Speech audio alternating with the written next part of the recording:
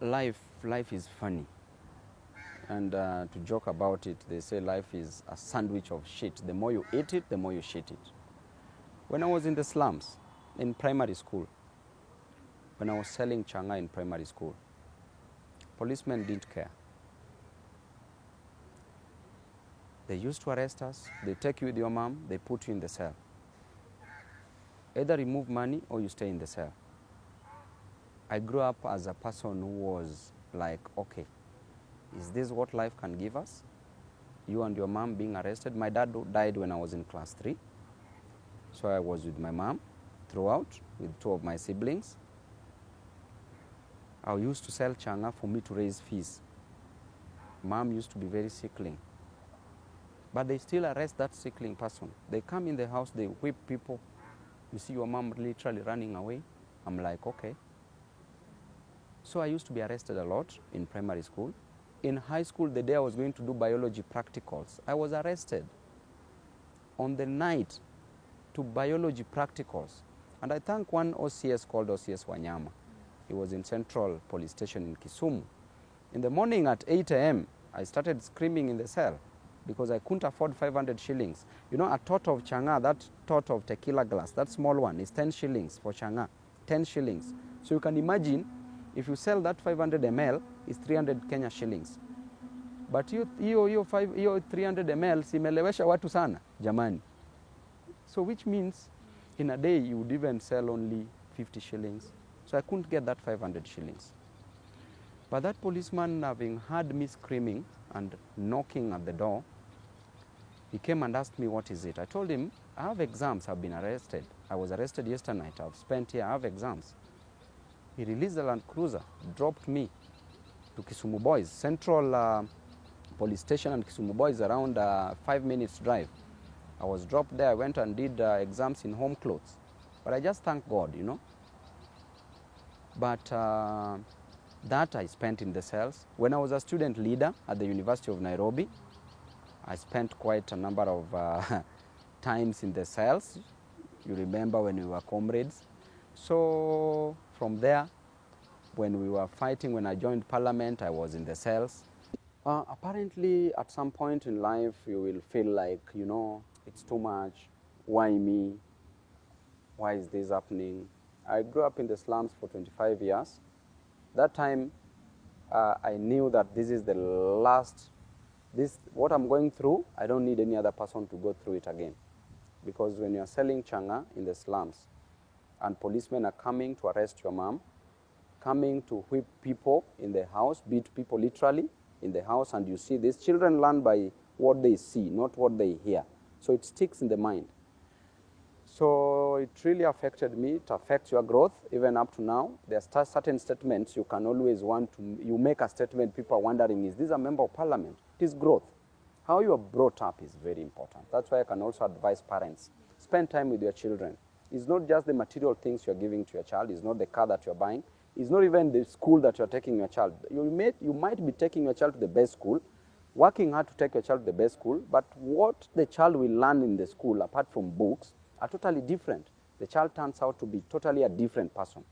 At least in a day, spend 10 minutes with your child. Ask the child how school was. Help your child in homework. Talk to your child like a grown-up. See what to know, fix a vision in your child's mind.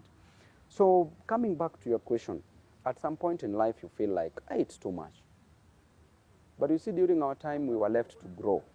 Because our parents were choosing between looking for money for your food, for rent, and for school fees, and also babysitting you, or rather training you in life. So we were left to grow. Evening ikifika, mom would ask, but nani ako wapi? But the whole day akuuliza, because you can't blame her, because she was looking for daily bread for you. But having learned that, you find that in the slums you could easily say that, okay, this life is too much, me, I want to give up. But I want to tell you that whatever you are learning now, whatever challenge you are going through now, is a solution in future. If I didn't grow up in the slums, I would have not known how to handle people as a member of parliament. So it has taught me, such that if Amina, you tell me that you are hungry, I know what it means to go without food. If I see a child sent away from school, I know what it means to lack school fee. If you tell me that you're in prison or you've been arrested, I know what it means to be arrested. Because I went through that life, it prepared me psychologically. This is the time I'm realizing that really God did well for me to start from the slums. So for those who want to give up, whatever you're going through now is going to be a solution in many years to come. Plus, God knew you before you were born in Jeremiah. In the Bible, the Bible says that, I knew you and I knew you when you were in your mother's womb. And I have plans for you, plans to make you prosper and not to destroy you. So whatever you're going through, so long as you're not dead, which means that it is meant to be part of your life, to strengthen you, to wisen you, to make you grow. And one day you will benefit. So anybody who is thinking of giving up, do not give up. Do not give up.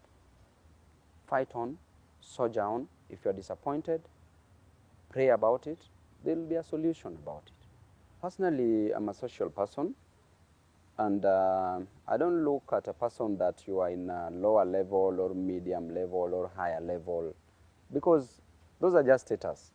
But you need to treat human being as human being. You need to be very respectful, because you don't know where this person will be tomorrow.